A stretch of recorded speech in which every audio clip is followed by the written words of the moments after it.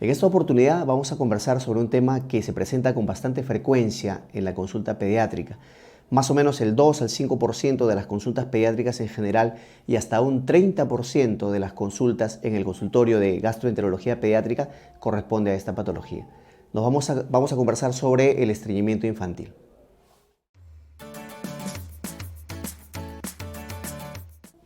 Esta es una condición que se presenta y está asociada principalmente a la dificultad para evacuar deposiciones en nuestros pacientes y no necesariamente con una disminución de la frecuencia.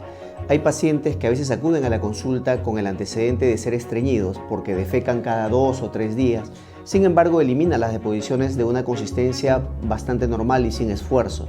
Eso no es estreñimiento.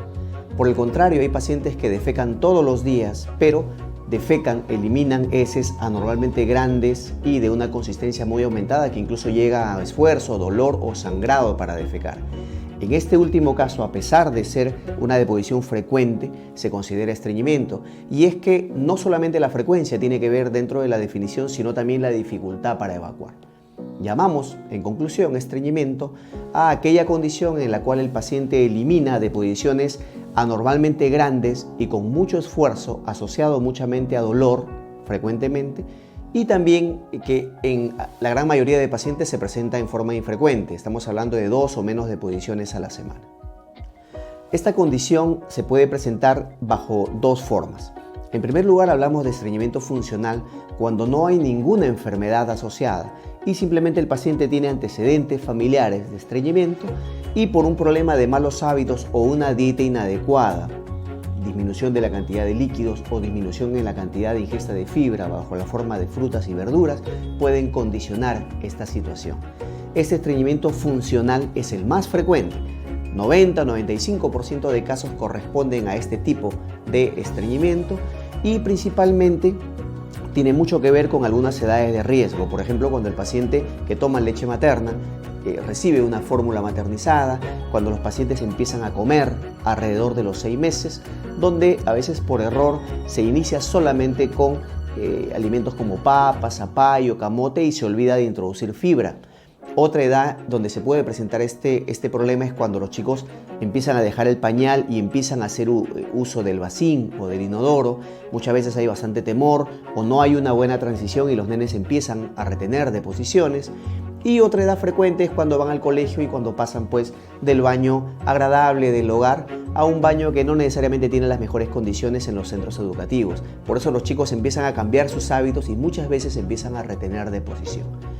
El otro 5% corresponde a estreñimiento secundario a una enfermedad, donde sí es una situación un poquito más difícil porque hay que hacer una serie de estudios para encontrar la enfermedad, porque tratando la enfermedad debería mejorar la condición de estreñimiento. Este problema de estreñimiento puede asociarse frecuentemente a algunos síntomas, algunas molestias. Lo más frecuente es el dolor abdominal. Los pacientes generalmente tienen dolor alrededor de la zona del ombligo, es un dolor tipo cólico que incluso ha provocado que los pacientes vayan a las emergencias para descartar enfermedades mucho más graves como apendicitis aguda, entre otras situaciones. Si este problema tiene bastante tiempo, algunos pacientes pueden asociar náuseas, vómitos. Incluso algunos pacientes pueden tener lo que nosotros le llamamos encopresis, que es la situación en la cual se escapan las deposiciones sin que el paciente lo note y empiezan a manchar la truza, generando muchas veces problemas en el ámbito escolar o en el ámbito familiar. A veces anormalmente las deposiciones muy grandes pueden lesionar la zona del ano y provocan sangrado. Es un sangrado rojo, vivo, que acompaña a la expulsión de heces abundantemente grandes y cuando uno los examina le encuentra lesiones o fisuras en la región anal. Estos pacientes, cuando se presentan en forma mucho más complicada, pueden provocar una distensión abdominal importante que muchas veces es motivo de consulta. Frecuentemente, muchos pacientes, secundario a esta distensión o a estas molestias, empiezan a disminuir el apetito. Y ha habido varios pacientes que, como complicación y la falta de apetito, empiezan a bajar de peso. El diagnóstico de esta patología es esencialmente clínico, es decir, el paciente trae las molestias que uno las evalúa mediante una historia clínica y al momento de examinar nos percatamos que tiene algunas características propias de esta situación. no es frecuente que necesitemos algún examen auxiliar, como por ejemplo una radiografía o análisis de sangre, cuando el paciente se sospecha que tiene un estreñimiento funcional.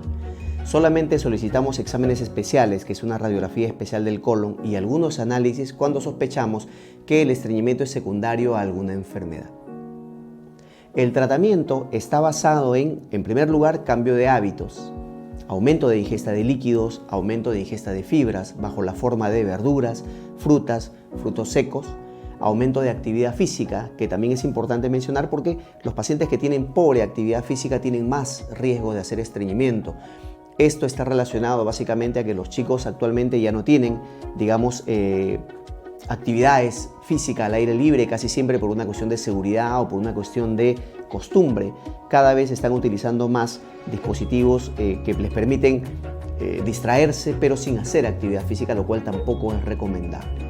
La otra parte del tratamiento lo constituyen los medicamentos, que en realidad los utilizamos como una situación o como una ayuda para que puedan ablandar de posición y puedan evacuar, porque el verdadero tratamiento se basa principalmente en corregir los malos hábitos que han desencadenado el estreñimiento.